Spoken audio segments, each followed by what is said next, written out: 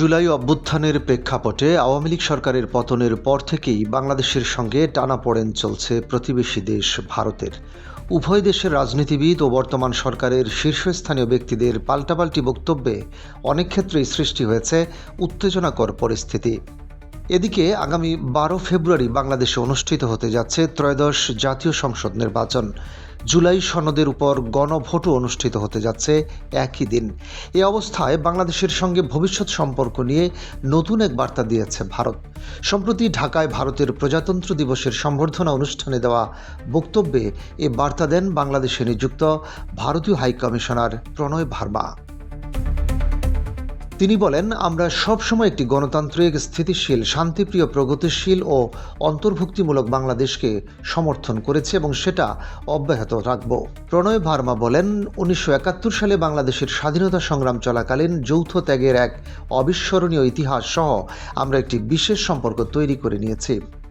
সাহিত্য, সঙ্গীত ও শিল্পকলার প্রতি আমাদের অভিন্ন ভালোবাসা আমাদের বন্ধনকে সংজ্ঞায়িত করে। রবীন্দ্রনাথ ঠাকুর ও কাজী নজরুল ইসলামের মতো ব্যক্তিত্বদের থেকে শুরু করে যাদের রচনা আমাদের সংস্কৃতি ও সাহিত্যকে সংযুক্ত করে, নৃত্য, নাটক ও চলচ্চিত্রের সমৃদ্ধ ঐতিহ্য পর্যন্ত আমাদের দুই দেশের জনগণের মধ্যে এক গভীর সাংস্কৃতিক সান্নিধ্য বিরাজ করছে।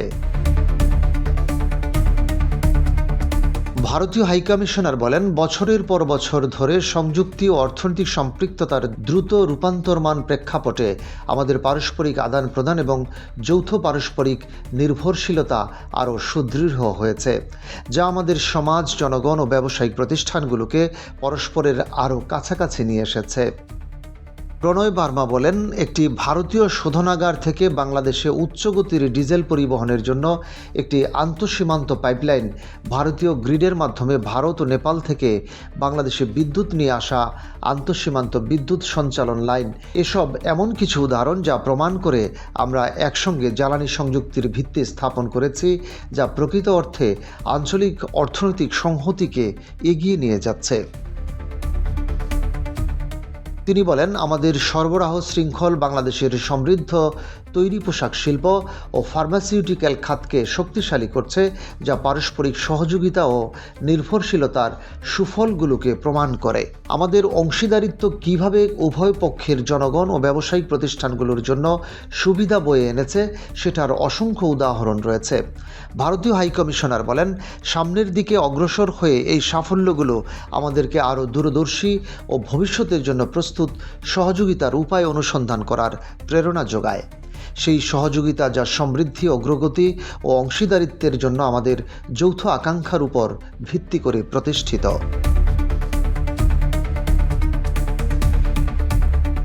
প্রণয় ভার্মা বলেন, বিশ্বাসের উপর ভিত্তি করে গড়ে ওঠা অংশীদারিত্ব, উদ্ভাবন ও প্রযুক্তি দ্বারা চালিত এমন একটি অংশীদারিত্ব যা পারস্পরিক স্বার্থ, পারস্পরিক সুবিধা ও পারস্পরিক সংবেদনশীলতার দ্বারা লালিত হয় ও টেকসইভাবে বজায় থাকে। তিনি বলেন, আজ তরুণ, দক্ষ ও উদ্ভাবনী জনগোষ্ঠী দ্বারা পরিচালিত দুটি দ্রুত বর্ধনশীল অর্থনীতি ও উচ্চাকাঙ্ক্ষী সমাজ হিসেবে ভারত ও বাংলাদেশ একে অপরের টেকসই প্রবৃদ্ধির অনুঘটক, একে অপরের ভবিষ্যৎ সমৃদ্ধির সহায়ক এবং দৃঢ় আঞ্চলিক সংহতির ভিত্তি হয়ে উঠতে সক্ষম। ভারতীয় হাইকমিশনার বলেন, একসঙ্গে আমরা আঞ্চলিক মূল্য শৃঙ্খল, যৌথ ডিজিটাল ইকোসিস্টেম ও জ্বালানি করিডোর বিনির্মাণ করতে পারি, যা আমাদের উভয় অর্থনীতির উন্নয়ন সাধন করবে। একসঙ্গে আমরা নিশ্চিত করতে পারি যে আমাদের অঞ্চলের জ্বালানির ভবিষ্যৎ হবে পরিচ্ছন্ন, সাশ্রয়ী ও নিরাপদ। প্রণয় ভার্মা বলেন, আমরা আমাদের অভিন্ন বাস্তুতন্ত্রের জন্য পরিবেশগত স্থায়িত্ব ও জলবায়ু পরিবর্তনের যৌথ প্রতিবন্ধকতাগুলো মোকাবিলা করার জন্য কাজ করতে পারি। আমরা যখন একসঙ্গে কাজ করি তখন আমরা আমাদের ভৌগোলিক নৈকট্যকে নতুন সুযোগে রূপান্তরিত করার মাধ্যমে একে অপরকে ও আমাদের অঞ্চলকে অনেক কিছু দিতে পারি। তিনি আরও বলেন, আমরা বাংলাদেশের সঙ্গে আমাদের দীর্ঘস্থায়ী অংশীদারিত্বের মূল্য পুনর্ব্যক্ত করছি এবং বাংলাদেশের জনগণের জন্য তাদের আগামীর যাত্রায় শান্তি, সমৃদ্ধি ও সফলতা কামনা করছি। অনুষ্ঠানে বিদ্যুৎ, জ্বালানি ও খনিজ সম্পদ উপদেষ্টা ফজলুল কবির খানও বক্তব্য দেন।